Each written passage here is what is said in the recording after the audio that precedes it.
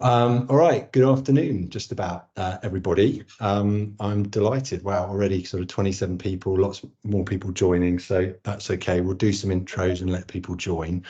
And hello if you're following along recording at home or following along the recording afterwards. I'm going to jump in and present the investor deck shortly. Just do some quick intros. Hello, I'm James. I'm the Executive Chairman of QPT. Rob, do you want to go next? Our wonderful CTO and founder. Yes, I'm wonderful. Yes, thank you. So I'm Rob. I started the company with some crazy technology ideas a while back. So I'll be doing a little bit of the presentation on some of the technology. Thank you, Rob. And Geoff, a luminary of the power electronics world, as you were put in the press when you were announced. Hello, Wonderful, Geoff. isn't it? Yeah, 13 years ago, I started my GaN journey. And it's only probably 6 months since I met Rob and realized that the journey has an amazing end that I couldn't have imagined.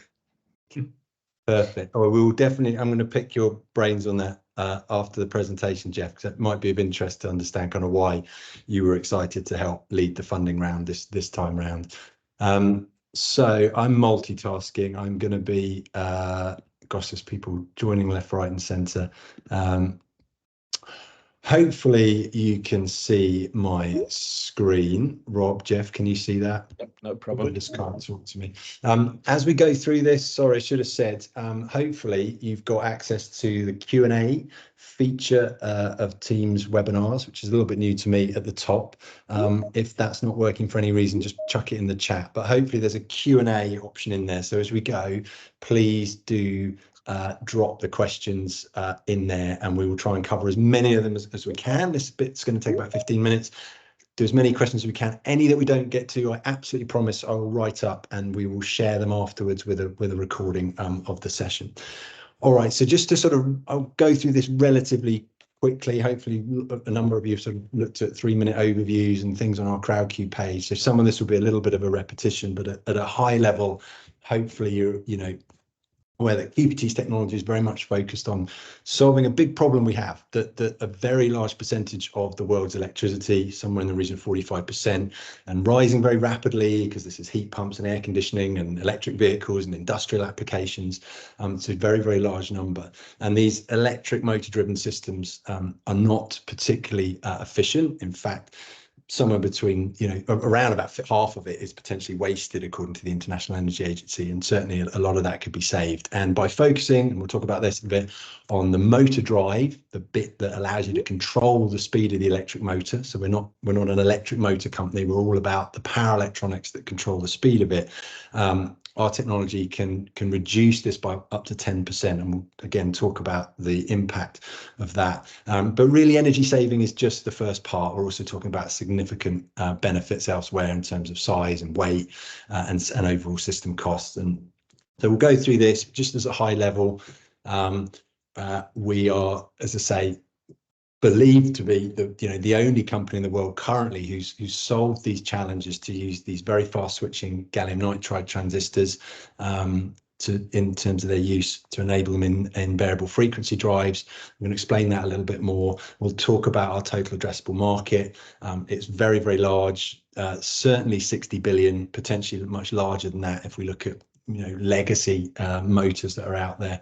We'll talk about why this is really hard and how we've solved it, and how we've solved it in a kind of modular way, so that we've created a drop-in solution that takes all of these complexities away from the people who are going to use these modules to build these new variable frequency drives. We'll certainly talk about, of course, where we are with customers, ABB, why that's important.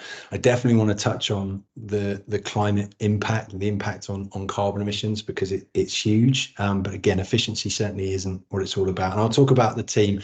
I mentioned I'm Executive Chairman. I'm slightly standing in this session for our wonderful CEO, Rupert Bain. He doesn't start till April. He's actually away this week, but I'll talk about Rupert, why he's a fantastic CEO. We've known him and worked with him for years. And we'll touch on the team, of course. So just to outline the sort of problem, I'm going to get Rob to talk about the sort of technical solution. Apologies for all the text on this slide, but as I talked about, electric motors use a huge amount of power, and the motors themselves are pretty inefficient, but in particular the variable frequency drives, or the motor drives, or the inverters, it's the same name, it's different names for the same thing, are incredibly inefficient. And in fact, the customers that we're speaking to, ABB and others, have all used this term plateaued. They've kind of plateaued in terms of how, in terms of the efficiency, and that's all to do with these problems of using silicon transistors, and they just simply, cannot switch these silicon transistors any faster, because the faster you can switch these little switches, these transistors inside these drives, every time you switch, you lose energy. So if you switch much faster, you save a lot more energy. But what I've sort of come to realize myself over the last few years of working with QPT, because I'm not originally from this world, is that actually what's been happening since the 1950s is that the world of power electronics has been on a collision course with a very different scientific discipline, that of the world of RF and microwave engineering, which is the domain of very high frequencies but very low power. And as these transistors have been getting smaller and smaller and smaller and faster and faster and faster, and Geoff will tell you a little bit about the very fast switching GaN transistor that his company GaN Systems launched over 10 years ago. When that was released, these worlds really collided. I think that's probably slightly better highlighted on this. Explain where we are, because I'm talking a lot about these transistors and silicon and GaN, and so let me just try and show it using this picture. So if you take the thin green line to be the sort of the world's consumption of electricity, but from all devices. So down at the bottom, low power consumer devices, mobile phone chargers, laptop chargers. As we move up there, we've got power supplies for servers, and then above the line we get into these higher power applications dominated by three-phase electric motors, say industrial applications, heat pumps and air conditioning, all the way up to higher power cars, ultimately electric trucks and big industrial applications. And then on the left we've got good old silicon-based power electronics. So most of us, even not from this world, we've heard of the good old silicon transistor. That's been around since the 1950s and is still used right across all of those application areas that I've mentioned. But there is a limit to how efficient silicon can be, because there's a limit, and we've hit the limit of how fast the silicon transistor can switch. So in the last few decades, in the last 10 years in particular, silicon carbide, and if you've followed any of this, you might have heard of SiC or silicon carbide, has become the darling of the high power, high efficiency world. And it's particularly used in EVs at the moment. And that's because silicon carbide can switch much faster than silicon, but also crucially, it kind of just about behaves like a silicon transistor. So power engineers can just about use the same techniques, and it just about allows them to deal with the increased thermal and electromagnetic challenges that come with switching something very small and very fast. And in the same sort of time frame, GaN transistors have emerged, gallium nitride transistors have become the sort of darling of the ultra high efficiency but lower power world. And I know I'm simplifying. I do get in a little bit of trouble with Geoff for implying that GaN hasn't been used in higher power applications. It's probably primarily been used, as I say, in the next generation of sort of phone chargers and laptops and power supplies and some high power applications like onboard chargers for EVs. But very crucially, we've not been able to unlock this very valuable top quadrant of this diagram, because if you hard switch, slightly technical term, if you hard switch a GaN transistor as very, very fast, GaN transistors can switch much faster than silicon carbide. We're talking about 1 nanosecond of switching time, and they're very, very small. If you try and hard switch them that fast and at high power, you get what have been considered really insurmountable thermal and electromagnetic issues. So they get very hot, they don't work, they blow up, and you get these huge kind of radio interference and electromagnetic issues. And that's really what Rob has spent the last 10 years of his career. James, yeah. Sorry to interrupt, James, but a couple of the guys can't see the slides.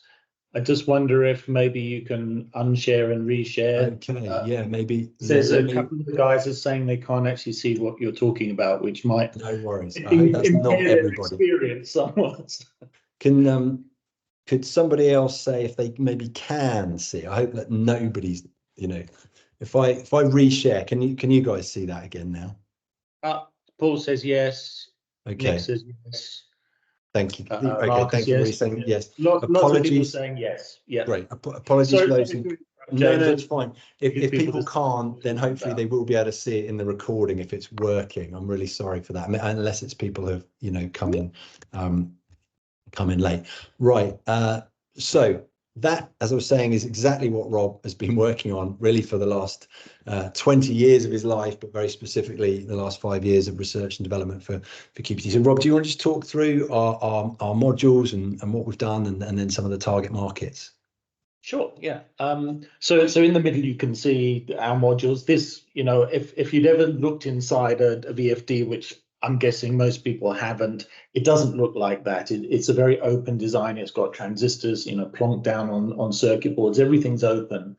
And that was fine, as James said, for the last sort of, decades, that was okay. People could make that work. They could pass all of the radio frequency sort of specifications and things, and it worked. But going really, really fast, you can't do that anymore. So we've had to do lots of fancy things in the RF world to make GaN work at the peak of its efficiency. And in order to do that, you have to construct it very, very differently. So this box you can see in the middle is basically a thing called a Faraday cage, and what that is, it's like an electromagnetic screen, and what it does is it keeps everything inside. So that's all very well. So that stops things radiating, but you also have to filter, and there's all sorts of things you have to do, because obviously power and signals have to go in and out of the box. So there's lots of sophistication with doing that, and we didn't want power engineers to have to handle that. So essentially our solution is modular for now. Later on it might be individual components, but for now it's modular.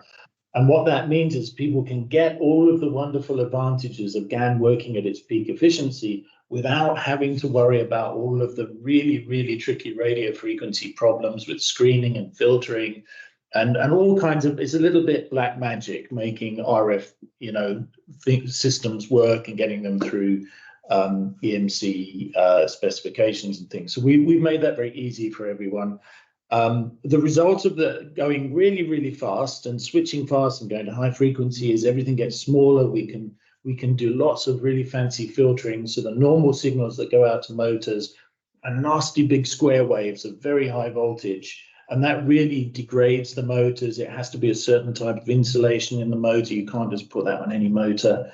And it's very inefficient for the motors themselves, and the cables have to be screened. There's lots of really sort of difficult problems that causes.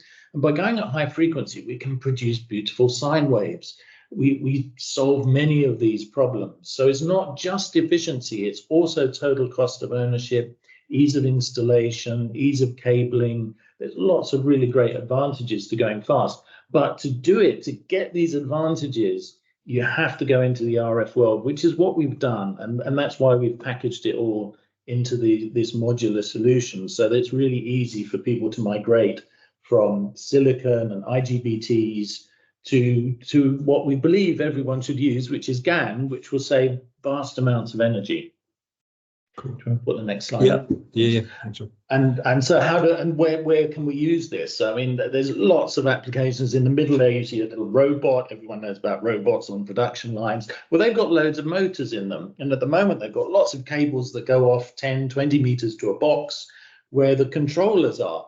All very, very wasteful, very expensive, lots of technical difficulties. We can put it all right on the back of the motor. So that's a huge market. But it's not just robots. It's, you imagine all the production lines where you've got things moving and being shuttled around as they're being manufactured, and different processes are undergoing on them. So all of those applications at the moment, the VFD and the motor are separate, and you've got a long cable and got lots of problems. So we can bring those all together and make one box, which is VFD and motor, solves loads of problems, really cheap, really awesome for industry. But so far it's been impossible because the VFD box itself with current technology is huge.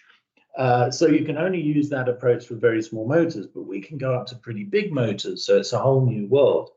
HVAC, air conditioners, heat pumps, those are running all the time. They're getting more and more prevalent with all of the costs of oil and gas and electricity. These things are very, very efficient. They give you 4 or 5 times the power for 1 unit of electricity, but they can still be made even more efficient with this GaN technology to drive the motor. Inside every HVAC system, there's a motor and a compressor, and most of the time it's not running at full speed. It's running at 10, 20, 30% of the speed. And there we can save huge amounts of power. And then the obvious one is, up on the right there is EVs, because this technology makes the motor so much more efficient because we give it beautiful sine waves. And the whole technology is much smaller and thermally more efficient, so the heat sinks are smaller, everything's smaller, and that's fantastic for mobile applications where you're actually dragging around the electronics. You want them to be as small and light as possible, as well as efficient. And the only way to do that is with GaN, because only GaN can go at the frequencies you need to make everything really small. And you need to have the RF and thermal solutions that we've come up with to make it even work, because going fast means, it's much more difficult thermally. So you have to have a really good thermal solution to make everything small and small heat sinks and make the whole thing work properly. So those are the main areas for our technology. Yeah, thank you, Rob. Yeah, so the industry knows that it has to crack this. We're not sort of trying to sell them a new and different approach. As I say, ABB will use the term plateaued. They know they're stuck. They can't just drive transistors any faster. They can't make things more efficient, and crucially, they can't make things smaller, because with great speed and frequency comes great power density, and that's where all the size and weight savings come from. So winning what was called last year the ABB Power Density Startup Challenge, which gives us actually a 1-year fixed frame agreement for a project. We're working with their senior team, their motors team in the US. We have 2 steering committee meetings with their senior technical and commercial team every couple of weeks.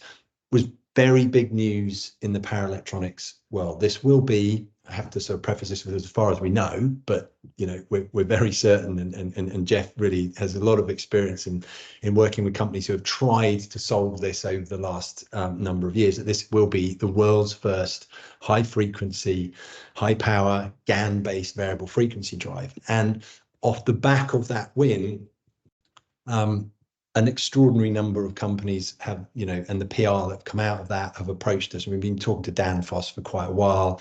Infineon's automotive team got hold of us. We had a very good session with Nidec, the very large Japanese motors and drive company on site. Wales, Siemens have reached out, Hyundai, automotive, and a whole bunch of others. So we know who we want to be chatting to. We don't need to, and we don't want to. We don't have the capacity to engage with all of those people right now. What we want to be doing in 2024 is 2 or 3 of these projects with ABB and 1 or 2 others of these logos at the top there, to really just work across those application areas, so not just industrial with ABB, but potentially EV and HVAC proof of concepts to work with a number of companies. But it really is a step change for the industry, and they know they have to solve this problem. They know that silicon carbide doesn't get them the speed and the power density they need. GaN is the only transistor that will give them what they need in terms of the efficiency and the power density. But the industry, as I say, it's been on this collision course. The total addressable, I'm going to rattle through these so we can get to some questions. I can send data on this if people want to. It's relatively easy to find, numbers of units of HVAC, certainly EV volumes between now and 2030. Industrial applications can be a little bit harder. There's a lot of units, and there are, and they are all growth areas. We've got compound average growth rates for all of these sectors. And then, we know what the cost of our modules would be. And this may come in a question, but again, really important to sort of outline again that although pound for pound, our modules would be a little more expensive than the sort of legacy simple electronics that you would put in today, it's, as Rob touched on, the very significant cost savings, and it gets a little bit technical, but it's because of the high frequency that allows us to do very cheap filtering, allows us to use unscreened cables. Screen cables can cost more than the VFDs in the first place. The weight for an EV, there are lots of reasons why it significantly reduces the cost. So we're selling these modules, which are great because it pushes our total addressable market up. But actually also significantly reduces the cost.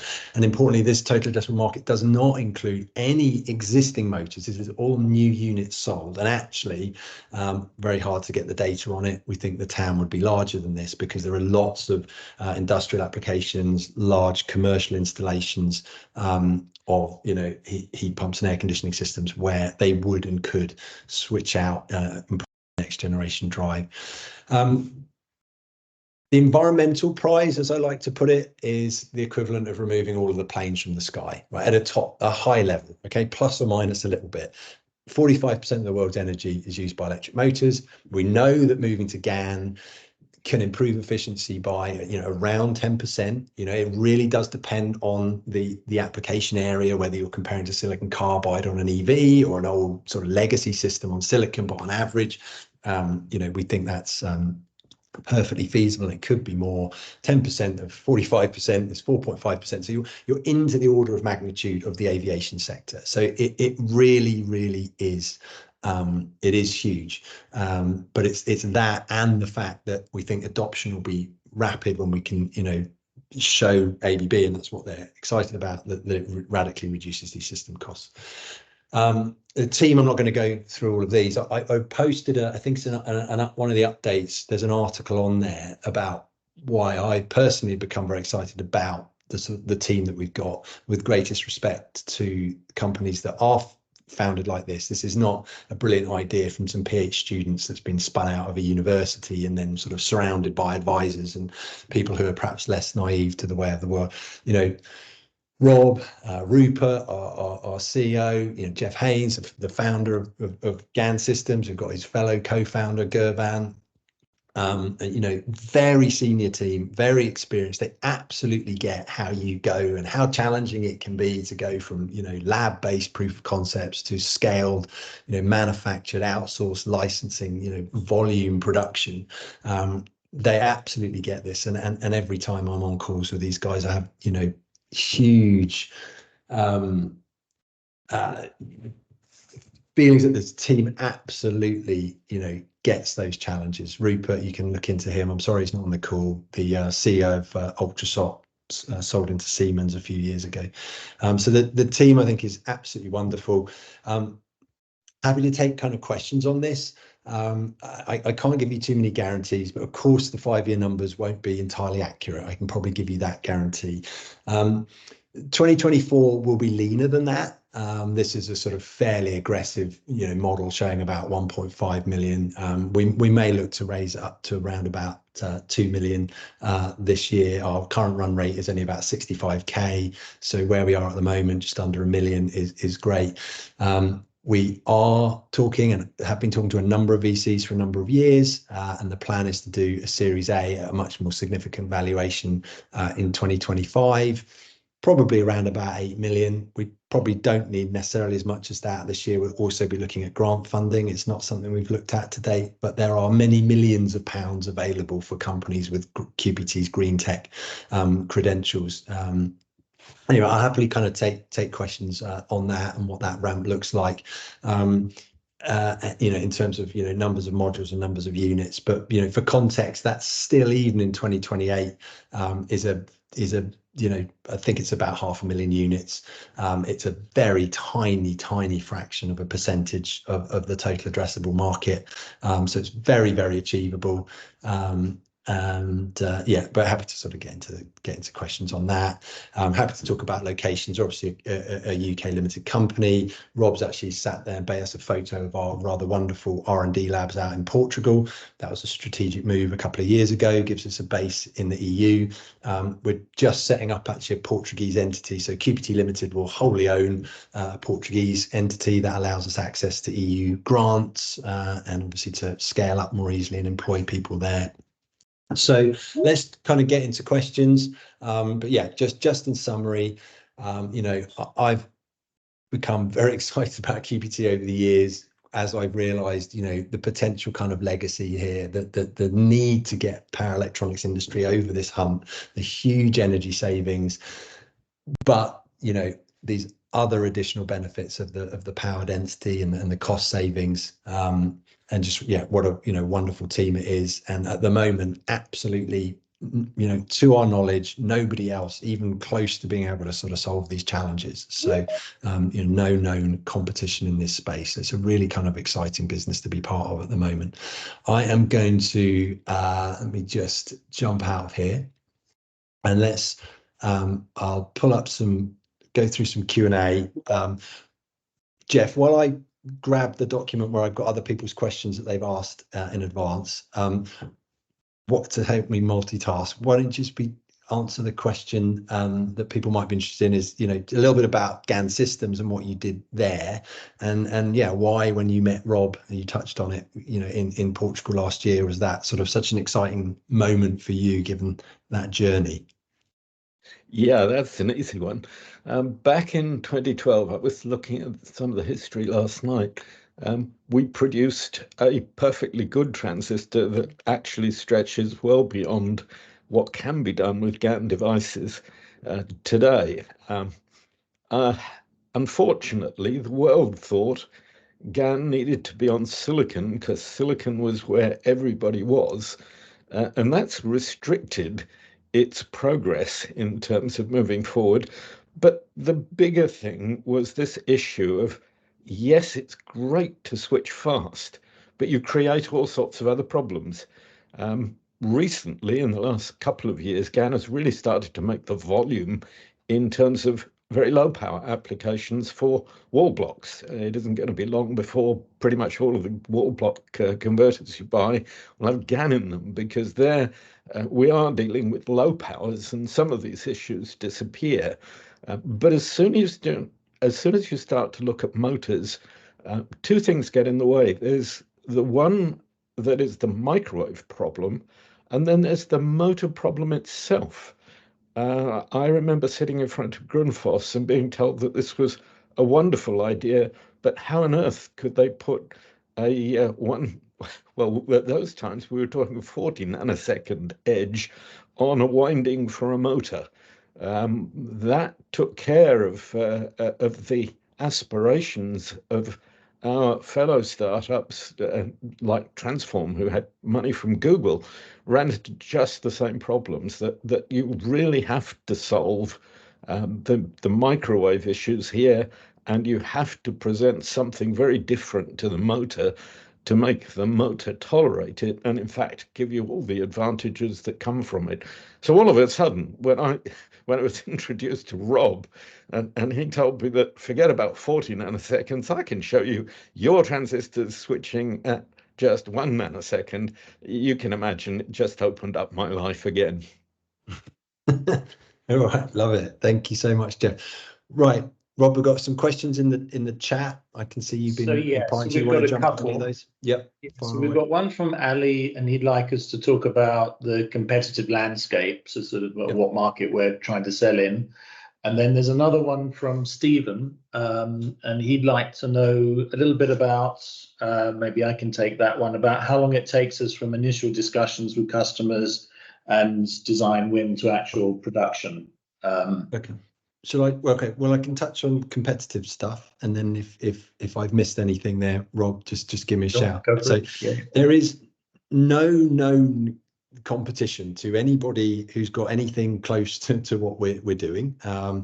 You know, I might not name names, but some very big companies have tried over the years, working with Geoff at GaN Systems to solve this. Some did manage to get lower power motor drives going with GaN, but just couldn't scale it up to high power, couldn't deal with the thermal and electromagnetic. So, you know, the competition as such is, you know, if you take something like ABB in an industrial application, or you take EVs in industrial, it's just legacy silicon and it's quite cheap, and they're big companies. You know, ABB is supplied by companies like Danfoss and Infineon. But we're speaking to those companies as well who are equally excited about it. Now, ABB have tried and have told us, and Nidec said the same thing, that commercially silicon carbide, which is very, very popular in EVs, just does not work for them. It's more expensive and it gives them a 5% increase in efficiency, but that just isn't enough for them. That it's too price sensitive. It's too difficult to work with. They then have to put in bigger heat sinks, and it's a problem. It doesn't work. In something like a car, it makes a bit more sense. So they're very excited about GaN because by going to those very, very high frequencies, as Rob touched on, they can then see that it gives them all the benefits and more benefits in terms of efficiency, but it also significantly reduces the system cost. So we're working with ABB, Nidec, Siemens. We're going to chat to all these companies, but we're also very closely engaged with Danfoss, who already supply legacy modules to ABB, who are very keen. And I think somebody asked somewhere about manufacturing. And while we will scale up and ask and do our own manufacturing, we suspect that the model will also be a licensing model, licensing out to companies like Danfoss, who can then sell to ABB, who will perhaps be more comfortable buying volume from their existing supplier than a startup like QPT. So we're already kind of joining the dots, and the competitors, so to speak, are very, very excited to look at us and license the technology, because they can see that whoever kind of owns this and unlocks the use of GaN is going to be rather dominating sort of power electronics going forward. So the competitors are a small number of existing really large companies that we know, including Infineon, the now owners of GaN Systems. But we're kind of working with them as partners to potentially license our IP into the customers that we're speaking to, like ABB. Right, sorry, that wasn't as quick an answer as I was hoping I would be able to give. Rob, unless I missed anything, do you want to take what the other question you were going to jump on? Yeah. So the other question was from Stephen, is about sort of how long it takes us to get from design win to full production, and that's a fair question. I mean, our plan for 2024 is essentially to get some design wins. So we've got ABB and we're working on that. We're going to work on Danfoss, Nidec, others. And that is generally the plan for this year. Now, these guys are all looking at sort of moving to GaN. It's a very big step for them, but there's a very big gains, potential gains for them. So they're looking at sort of ways that they can bring in new product ranges like green VFDs, more advanced integrated drives, all those kind of things. So we're not expecting, and we don't want to ramp up to production this year. We want to get design wins. And it will actually take us 6 months or a year to get to the point where we can start producing the units in reasonable quantities and reasonable levels of maturity and reliability, because that's incredibly important in high voltage, high power applications. You want to make sure that the modules you're giving your customers are really well tested, and they're really robust. So, it's a process, it's an engineering process. There's lots of difficult technology here. So whilst we're doing the design wins with Siemens and Nidec and ABB and Danfoss, etc., this year, in parallel, we're working on the production facilities to get up to about 1 million units a year, so that we actually have mature units. So 2025, we would hope to start to do some alpha builds. And after that, probably by the end of 2025, probably starting to ramp up. Yeah. Can I make an interjection here? What's really encouraging, you hear both James and Rob talking about 4 or 5 companies very enthusiastically. And in fact, having met with each of them, the really interesting and powerful thing here is that they all want to cooperate. They're not trying to ABB in particular are saying, this is a new development. It changes the world of motor drives, and it's not right for us to be doing it on our own. We need to create volume so that if it is a little bit more expensive to produce, we can actually drive that cost down. And that's what's happened with silicon carbide transistors. Everybody jumped on the bandwagon. It was very expensive, but I'm not sure whether people are really losing money, but the prices of these things have come down quite dramatically. So there is a move from the industry to say, let's cooperate here. Let's at least share data on what we learn. Thanks, Geoff. I think we've probably covered manufacturing. And sorry, I've got D for element. Yeah. So there's one D for yeah, I was just going to clarify that because moved around. Then maybe Rob, you take the one above, like technically what challenges you got left to overcome. Sure. You think there was that one from Peter. So just in terms of manufacturing, we've touched on that, and the 5-year financials. We can share how the revenue splits. Yes, we will be manufacturing our modules. Rob, as he says, we can go up to 1 million if we go that high. We may only need to go to hundreds of thousands. It's not huge, and we certainly don't have aspirations to invest huge amounts, and we'd have to raise a lot of money to become a sort of major manufacturer. The reason that we need to manufacture some of our own modules, as Rob says, is for alpha, beta, or what we call Gen +1. The next generation will be constantly iterating on the modules, but also a lot of the IP. Sorry, I should wave it around actually. Here's actually what we call a space model. There's photos of that on the site. This is the space model that we flew out to ABB. This isn't quite what we'd be building for them. It's probably phase 2. This is what would be a 7.5 kilowatt or 10 horsepower VFD, which is about 100 times smaller than the great big thing they currently sell. But inside that module, a lot of the IP, we talk about these 12 patents, a lot of them are the complex packaging design that Rob's been working on to deal with these thermal and electromagnetic issues. So in order to license this out, we have to have our own production line so that we can build and test and license the whole process out to a company. Now, Geoff's he's very well connected in the UK. There are specialist packaging and design packaging companies, manufacturing companies like RAM Innovations, who we're already speaking to, who we could outsource manufacturing to scale up many millions of units. And then, as we've touched on, licensing to companies like Danfoss, could be Infineon, and others, and ultimately that's potentially where the exit route comes from, because ultimately probably one of those companies will want an exclusive licensing deal, which ultimately would require an exit. Although we could be bought by a customer, we could be bought by an ABB or a Siemens. So that's the strategy. So the revenue is split into our modules, outsourced production, licensing, and actually we have other revenue streams in the distant future to sell the individual components within the modules. In production, production's going to be out in Portugal. Actually, I think that question just popped in. If you look at where Rob is now, that isn't a picture behind him. That is actually a window out to a very large, in total it's about 1,700 square meters, but the R&D labs are below Rob, and that is about half the size of a football field. You can see at the moment it's just concrete, and the plan is to scale that in a modular way. So we'll just put a small unit in this year and start scaling. So the plan is to do that in Portugal. Again, we're between Porto and Lisbon. Fantastically cheap. No production in the UK. Not necessarily. I mean, I think probably QPT may not need to produce in the UK, but we will do. I think volume production will be in the UK, but probably through companies like RAM Innovations. I'm not sure that there's a commercial reason why, given that we have the space already to produce 300,000 to 1 million units.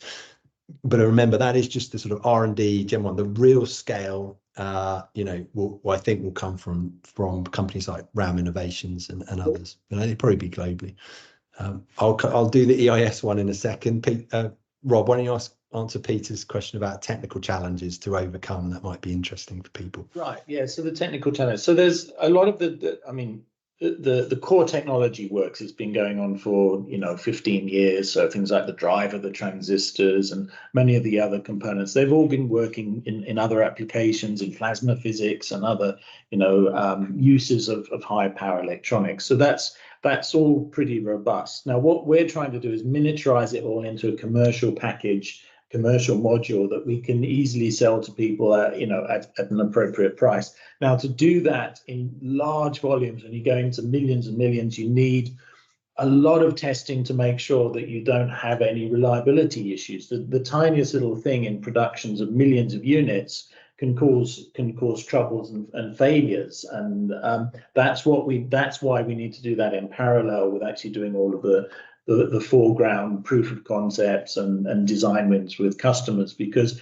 you have to go through, thousands of hours of thermal testing. You have to go through thousands of hours of sort of like different iterations and EMC. And, there's a lot of testing that has to be done to make sure that the modules are something that you can produce in millions, tens of millions, hundreds of millions of, and they will be robust. So most of the work in the next year is really going to be doing that. So a lot of reliability testing, but also the way we actually put it together. At the moment, we use some more expensive components. We want to embed it all in circuit boards to make it cheaper, so you can scale it and make the production much cheaper. Now, that requires us to make lots of different structures, which aren't currently made in circuit boards. We can make them in our labs, but we need to get the industry, people like RAM Innovations and others in the UK and all over the world, we need to get that technology up to the point where we can make those structures which are necessary to implement this technology. So that's one of the reasons for doing it in-house to start with, but also working with partners in the UK and around the world. But essentially, we need to bring that level of competence up to speed. All of the machinery is out there. It's mainly our IP implemented on that machinery, those production machines and equipment that are already there. It's just a different way of putting things together. So that's one of the big things, and it's not quick. You can't accelerate maturity and reliability testing. There is no substitute for doing millions of tests, and that just takes time. Great, thanks, Rob. The way I sort of see the company now is kind of like we've come out of that R&D mode. So I'd say the very difficult challenges have been solved, and that's why last year Geoff was so excited to see all this. But now the challenge is to say moving from one in a lab to scaling. Do you have roadmap to target automotive? Absolutely. We're already, as I say, speaking. We've got a meeting with Infineon Automotive. They've connected us into those teams. We already have an MOU in place with GaN Systems, who are now Infineon. Hyundai have reached out. Danfoss, who we're speaking to, are very interested in doing an automotive-based proof of concept. The automotive industry is slightly obsessed. Let's not get too much into the detail. I know Geoff likes to debate this one. Slightly obsessed with the use of 1200 volt silicon carbide transistors, which you kind of need. And the highest power we have with GaN that will switch this fast is 650. Now, there is a roadmap for 1200. But it's going to take some time. Automotive takes ages anyway. With a slightly different topology, there's actually an argument to use multiple 650 volt, and that might be kind of nice and efficient. That's a debate that we can have. We can certainly do a proof of concept to prove that it works. But we're not a GaN transistor company, so and it's a bit chicken and egg. We kind of need to prove that there's a market for GaN, for Infineon, for example, to maybe escalate the 1200 volt GaN transistor when they can see that they could then take over from silicon carbide. So yes, but we see it as longer term, and we've got a very, very big play area to play in with industrial and HVAC and the sort of the lower value stuff. I'm a little bit mindful of time. EIS question, James? I replied to that on text. Okay, fine. Yeah, it's certainly for Crowdcube investors. It won't close until well into April because they have to collect the cash. You can double check that with Crowdcube, but there's no way they can issue shares and start the EIS process until, I would think, April or May. So it will certainly be that for you. I think that's probably about it. There were one or two others that were asked ahead of time. Perhaps I will, let me just have a kind of skim of those. Rob, did you want to talk? One of them, maybe just quickly, was that someone was sort of saying about gallium and GaN, and Geoff as well. That is this a resource that's much more scarce? Are there supply chain issues with GaN? Do we have any concerns about that? Did you want to touch on that one? I don't think we have any concerns about that. I mean, the GaN Systems devices are GaN on silicon, and the amount of actual GaN that you use is very, very small. There is some sort of scare that the Chinese are going to limit supply, but basically GaN is mined along with aluminium, and there are vast resources of aluminium around the world. So if the Chinese did start to sort of choke off supply, then the rest of the world would commercially respond, and there are plenty of places that one can get GaN from. So I don't think it's really an issue. And interestingly, I posted it, it's on one of the discussion things. I'll dig it out again. Whilst we have these incredible environmental benefits, there's actually some nice articles on the sort of 10x reduction in manufacturing emissions you get, because the GaN transistors are so small, so you get a lot more of them on each wafer, and the process. So actually, because I'm often asked, oh, is it like a sort of lithium battery issue that you're sort of winning over here, but it's a horrible thing to mine? So no, we're not worried about it at all. And you know, Infineon are a huge company, and they're not, you know, worried about it at all. I think we'll probably leave it there. There might have been one or two other questions that people posted on chats, and I promise I will circulate. I'll type them up and circulate them along with the recording. But I'm delighted. Thank you so much for 51 people that we have on the call. That's far more than I thought you know, we might get. Thank you so much for giving up 45 minutes of your day today. I hope it's been really useful.